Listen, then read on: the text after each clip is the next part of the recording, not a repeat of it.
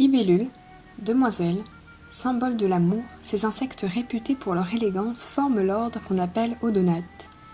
Qui n'en a jamais croisé dans un jardin? Chaque été, ils reviennent en force, tout comme nos amis les papillons, inonder nos jardins de couleurs chatoyantes. Seulement voilà, le terme en force est probablement très exagéré.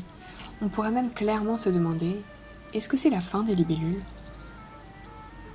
Avant d'en parler, un peu de biologie.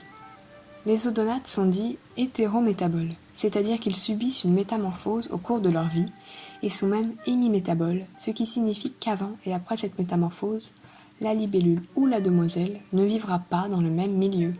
Elle passera en l'occurrence de l'eau à la terre. En effet, les odonates pondent dans un milieu aquatique où les larves grandissent jusqu'à donner des adultes qui vivront ensuite en milieu terrestre, là où nous les connaissons les mieux. Enfin, c'est quoi la différence entre libellules et demoiselles?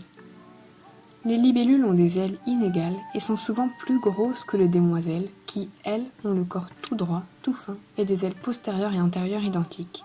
On peut citer l'agrillon ou le caloptérix. C'est pas si difficile que ça de les différencier en fait. On va surtout s'intéresser à la disparition des libellules et compagnie en France. Pourquoi? Parce que c'est le pays typique de la libellule, ou presque. Sur les 135 espèces d'odonates connues en Europe, une centaine se trouvent dans l'Hexagone, et 12% d'entre elles sont en voie de disparition. Ça serait bête de tout gâcher.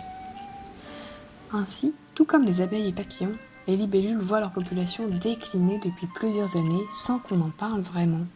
Deux problèmes majeurs courent à leur perte. D'une part, le manque de nourriture, et d'autre, la raréfaction des milieux aquatiques dont ils ont besoin pour pondre. Dans les deux cas, devinez qui est responsable? L'homme, évidemment. Tout d'abord, les odonates sont carnivores, qu'ils soient au stade de naïade ou d'imago. Imago, ça veut dire adulte, et naïade, c'est le nom qu'on donne à la larve, même si elles sont clairement loin d'être aussi jolies que celles de la mythologie à ce moment-là de leur vie. Elles se nourrissent de petites proies comme des planctons, petits vertébrés, larves d'autres animaux. Encore une raison de les protéger, elles mangent les moustiques. Ce sont définitivement nos amis. Or, avec nos merveilleuses pratiques de culture pleines de pesticides, il y a de moins en moins de cette microfaune dont elles se nourrissent. Je ne parle pas spécialement des moustiques, mais de tout le reste. Ensuite, concernant les plans d'eau indispensables à leur survie, les plus petits disparaissent, du moins pendant l'été, à cause de trop fortes températures dues au réchauffement climatique. Ceux qui restent sont majoritairement soit pollués, donc toxiques pour elles, soit pleines d'espèces introduites par l'homme qui deviennent leurs prédateurs, comme des écrevisses ou des carpes par exemple. En plus de tout, la pollution automobile près des cours d'eau achève le dernier rescapé.